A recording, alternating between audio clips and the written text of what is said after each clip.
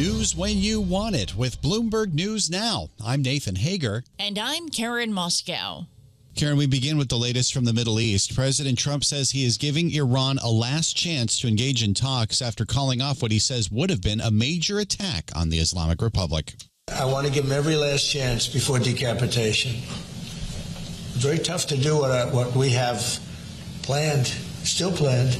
We'll see what happens. President Trump spoke to reporters in the Oval Office. Now, Tehran denies it's in negotiations with the U.S., but it says talks with Oman to get more ships moving through the Strait of Hormuz are making progress. We get more from Bloomberg Middle East correspondent Abir Abu Omar in Dubai. Iran and Oman are holding negotiations to open a middle passageway in the Strait of Hormuz that would allow for a trickle of movement of ships and vessels that have been trying to make their way through the Strait of Hormuz. And up until yesterday, we've really been still seeing cargo ships attacked in the Strait of Hormuz. And so this negotiation that is taking place between those two countries is still very much key about opening up a pathway that could help ships make their way through the waterway.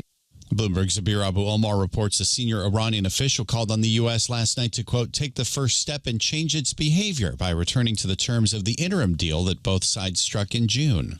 Well, elsewhere in Washington, Nathan, Attorney General nominee Todd Blanche's confirmation may be moving forward in the Senate. Two holdout Republican senators are backing a deal with Blanche to formally rescind an order for a so-called anti-weaponization fund. And he's clarified the scope of President Trump's immunity deal with the IRS that limits it to the tax agency and not other agencies like the Justice Department. President Trump says he was not involved in the deal.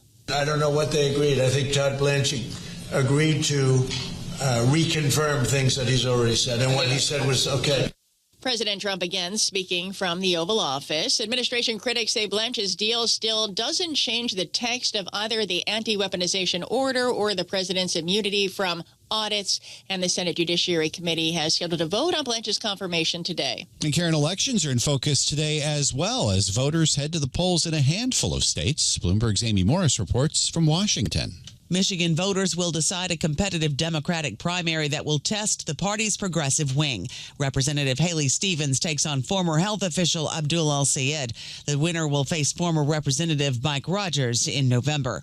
Virginia voters will choose nominees for the House and Senate, including in the 2nd Congressional District, where there could be a rematch between two-term Republican Jen Kiggins and the Democrat she unseated in 2022, former Representative Elaine Luria.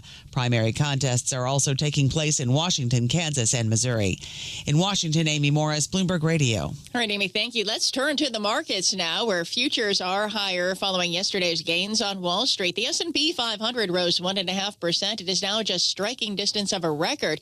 The positive earnings season is helping fuel gains. The S&P 500 companies are beating expectations at a rate of 86%. That's the highest in 5 years, according to Bloomberg Intelligence. And an earnings beat's giving a lift this morning to shares of Palantir, Karen. They are up nearly 17%. The software developer and major military vendor also raised its revenue and income forecasts for the full year. Palantir CEO Alex Karp described demand for his company's data analytics tools as, quote, otherworldly.